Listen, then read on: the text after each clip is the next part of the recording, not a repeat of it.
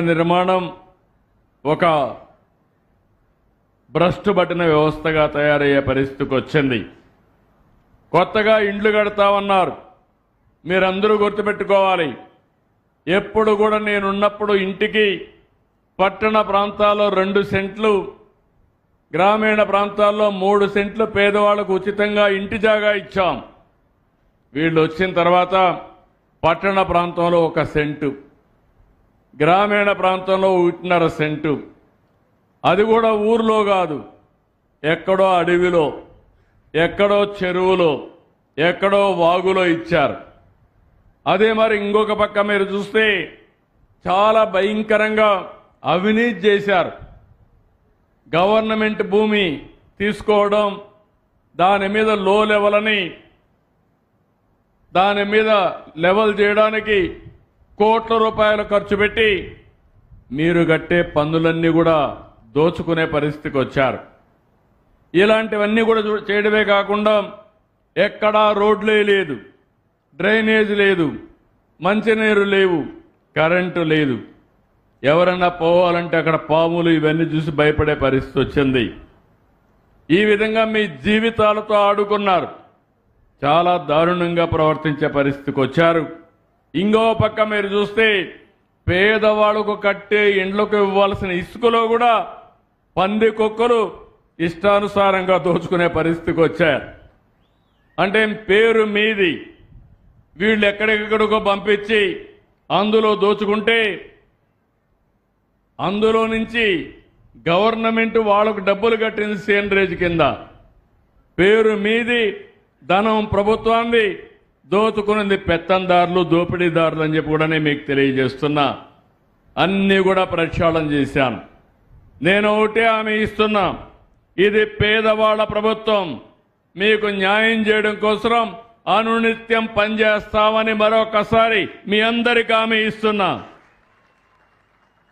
ఆ రోజు మీరు ఇంకొక పక్క చూస్తే పేదవాళ్ళకి ఇచ్చే సబ్సిడీ ఇవ్వకుండా ఎగ్గొట్టారు.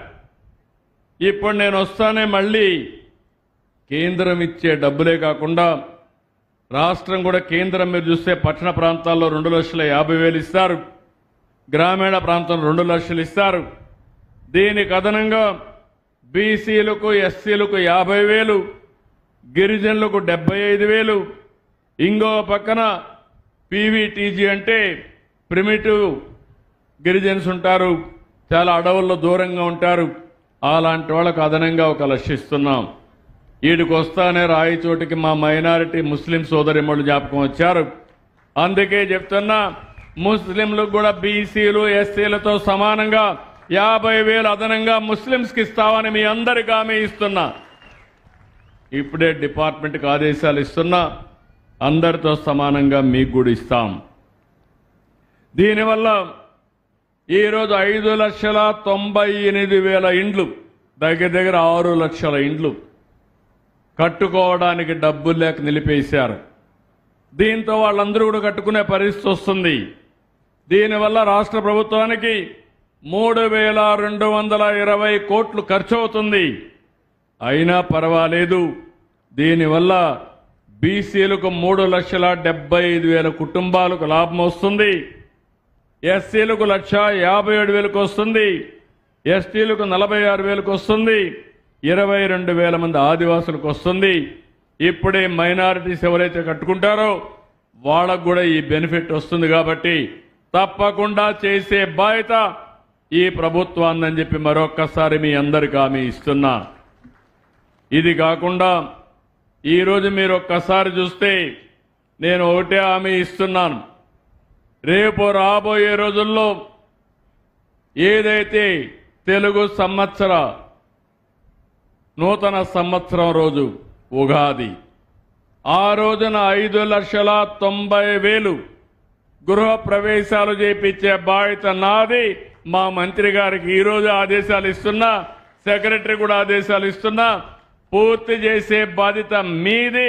చేయకపోతే మాత్రం ఒప్పుకోనని ఈ రాయిచోట్లో మీ అందరికి కూడా విజ్ఞప్తి చేస్తున్నా.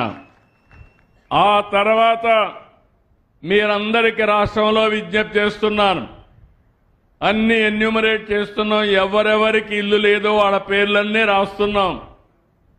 మళ్ళీ విజ్ఞప్తి చేస్తున్నాం. మీ పేరు